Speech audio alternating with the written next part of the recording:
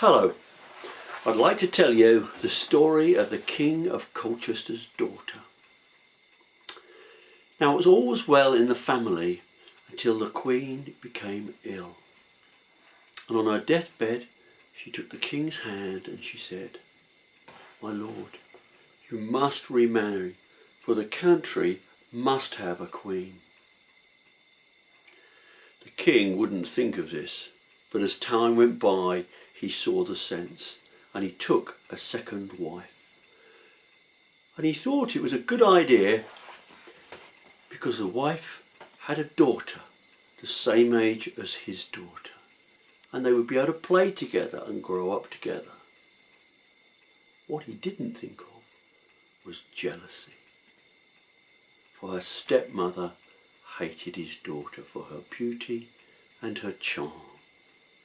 For her daughter was mean and tight-lipped.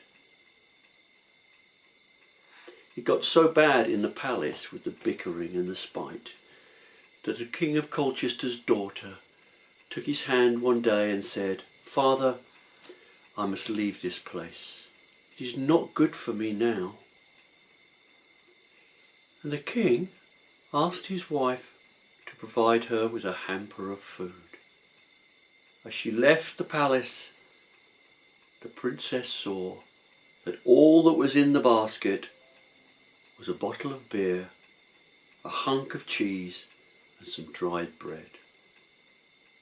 But she set off on her journey, and when she'd been going for half a day, she came across an old man sitting outside a cave on a rock. And he called out to her saying, "Young lady, I suspect you have some food in that bag. Would you have time to share it with me?" "Of course, old man," she said. "There's not much here, but what there is, I will share with you." And she sat on the rock next to the old man, broke the bread in half and the cheese in half, and they shared the bottle of beer.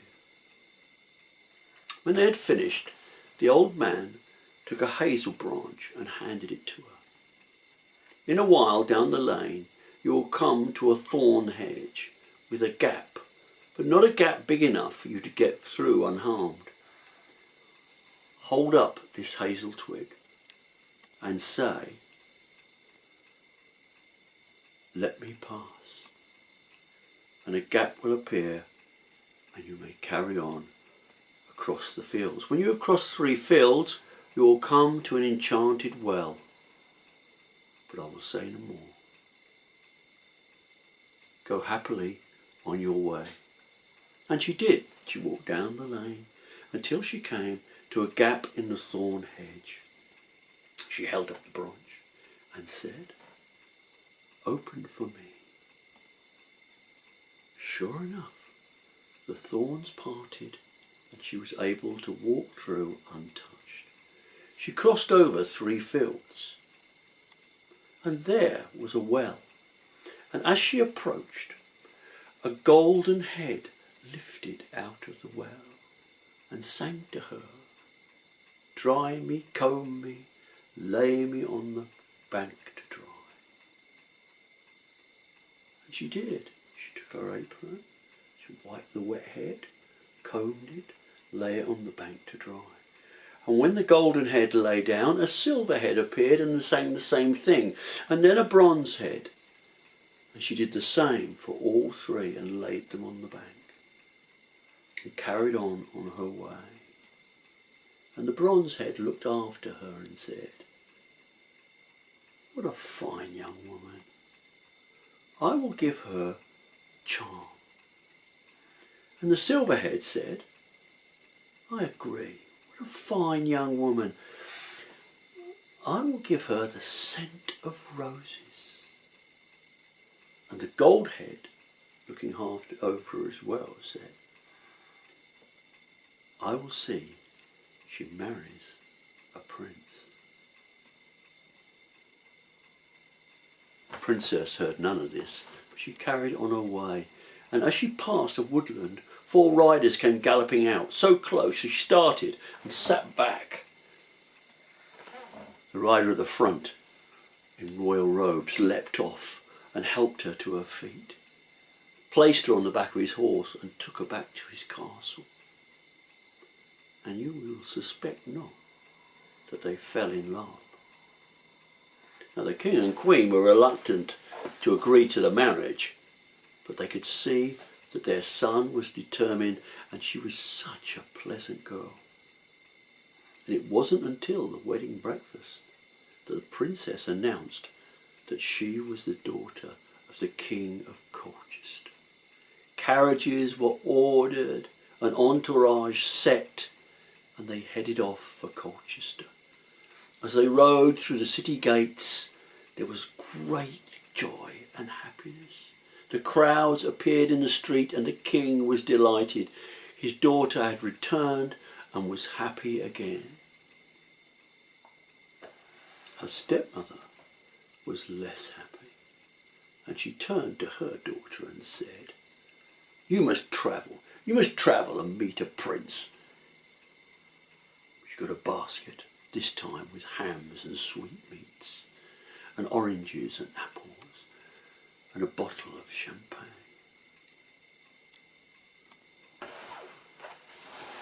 The stepmother's daughter set off, and after half a day she passed a cave with the old man sitting inside. He called out to her, "Young woman, you seem to have some food in your bag. Could you share it with an old man?" She looked at him aghast. "No, I could not," she said, and marched on.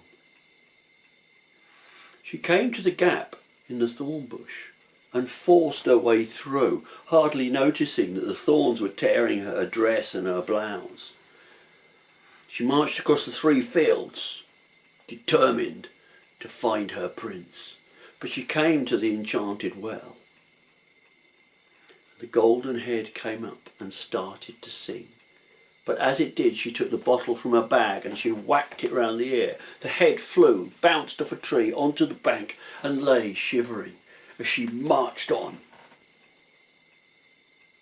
The other 2 heads, the silver head and the bronze head, came out shaking and rested with their friend.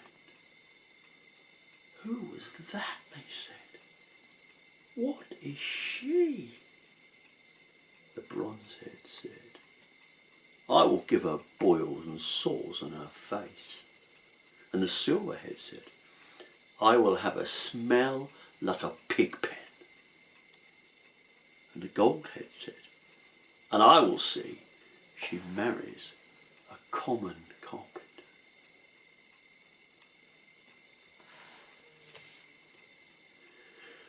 The stepdaughter trudged on, unaware of the state she was in, until she finally came to the town.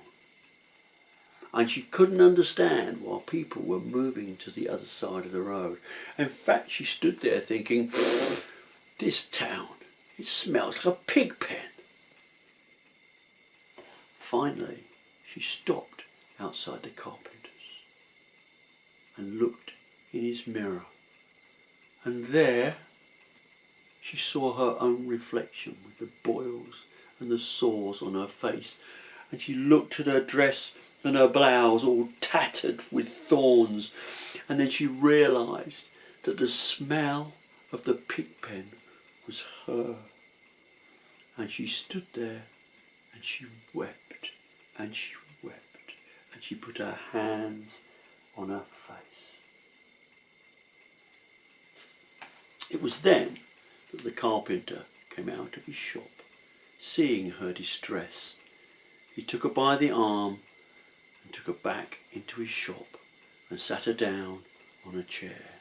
He called his sister, who came with ointments, and bathed her face, and took her to a bath and washed away the smell of the pig pen, and they found a room for her to sleep. She stayed in the carpenter's house, and there she fell in love. And when they married, she told him that they must return to Colchester to tell her mother of her good fortune, for she was a changed person. But When they arrived in Colchester, the king was delighted. Her mother was so furious she left the city, never to be seen again. But the king provided the carpenter with a shop within the city, and he became prosperous. So both couples lived happily ever after, for this is a story of love. And that's the end of my story for today.